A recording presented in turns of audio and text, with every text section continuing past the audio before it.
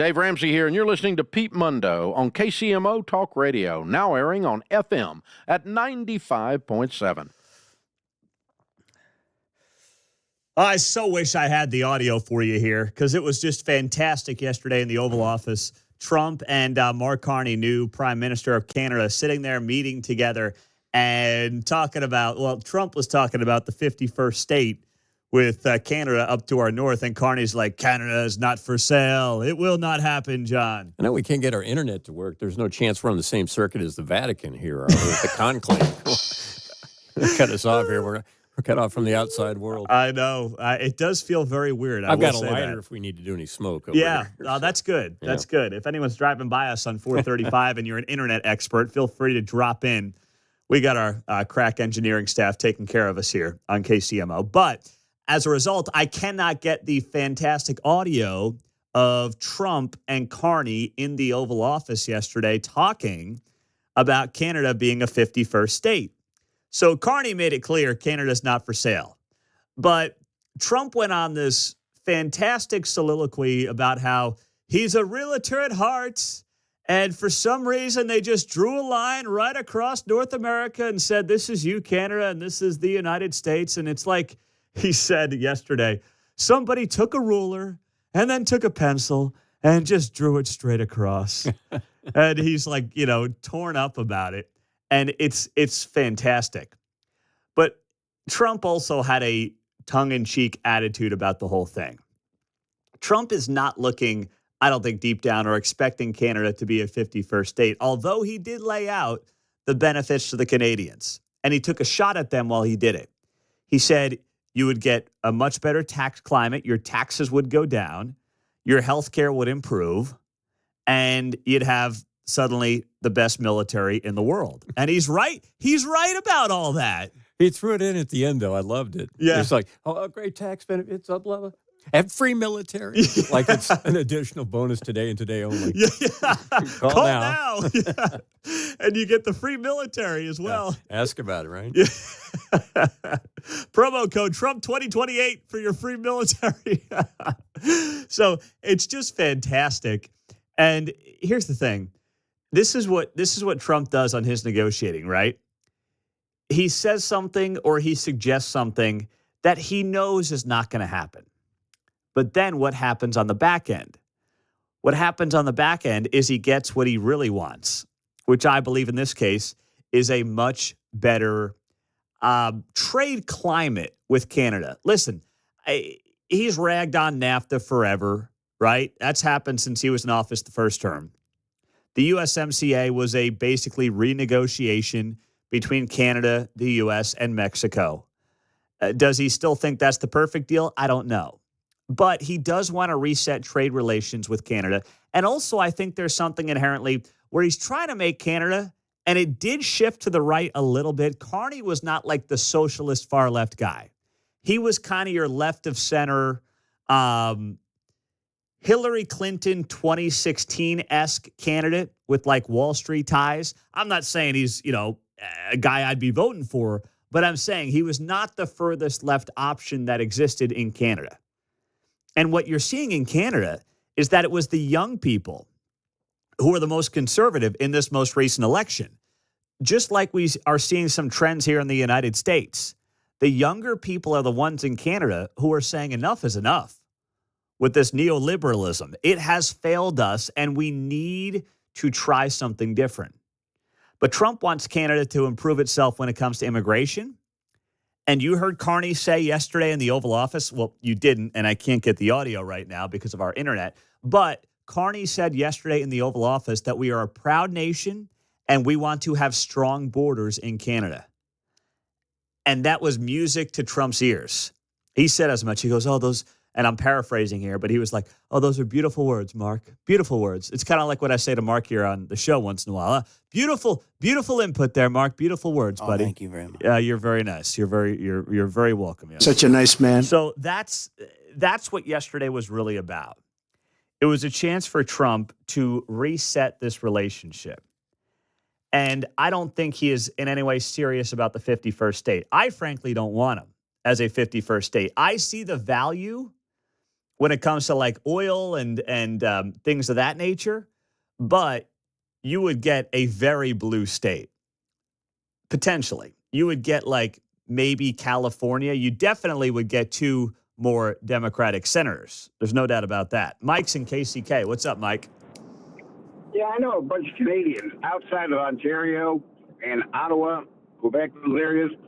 They're pretty conservative, and they're really upset about how Trudeau turned the government so far left. There's no free speech, a lot of restrictions over there. You can be harassed by the government for some real simple things we take for granted. And they kind of look upon some of that, whether they really want it or not, but they would like to get some of their freedoms that they had before the country went so far woke left.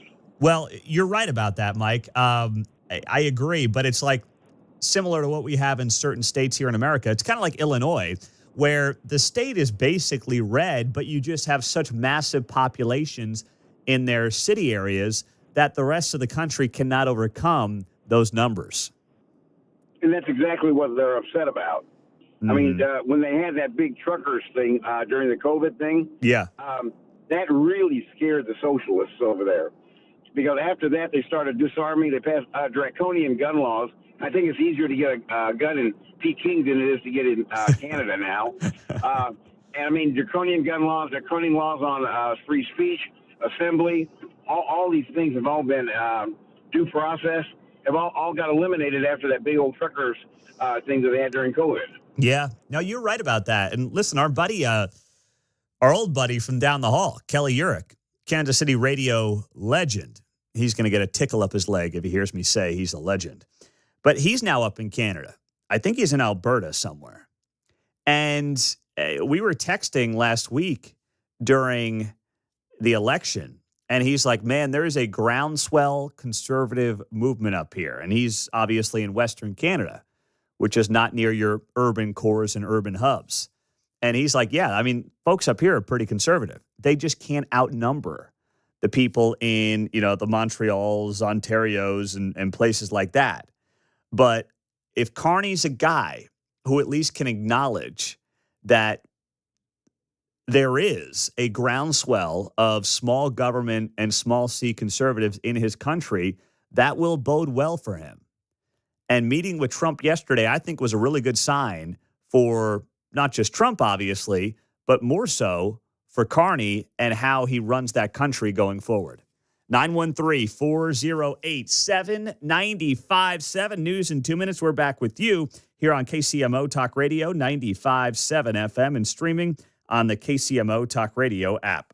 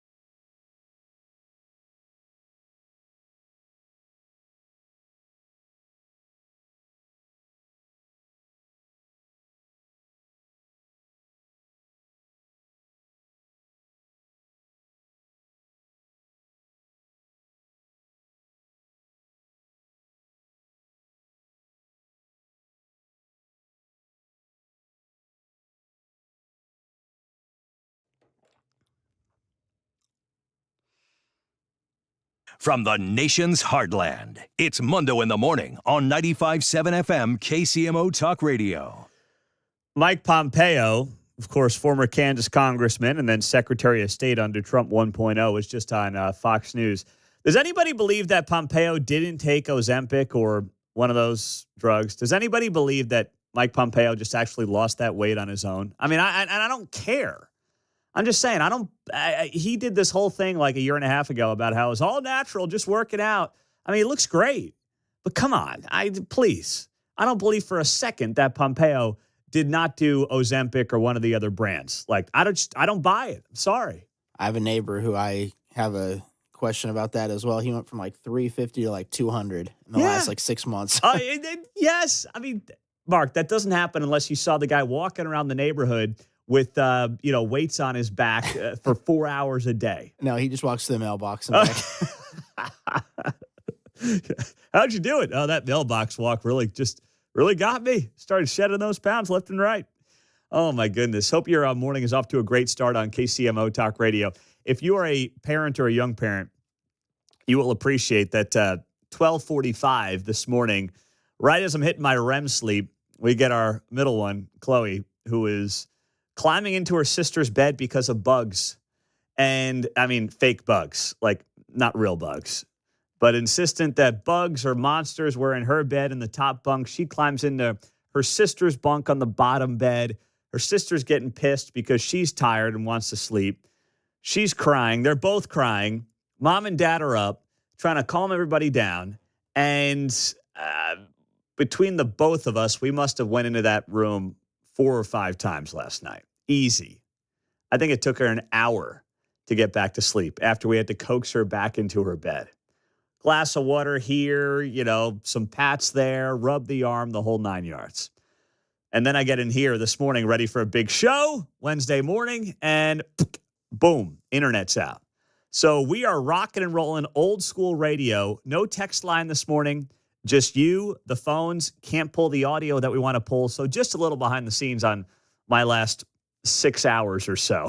It's been a doozy. But if you are up to the airport this morning, if you are heading that way, just know that the Real ID extra screening is now in place. However, you will be allowed to fly for the time being, according to the Department of Homeland Security. So Americans who do not have their real IDs will still be allowed to fly after the May 7 deadline, which is today. But you will face extra screening and delays at the airport. So if you do not have the real ID, and I've got mine right here. I flew over the weekend, and I asked TSA like 20 times, is this right? Is this right?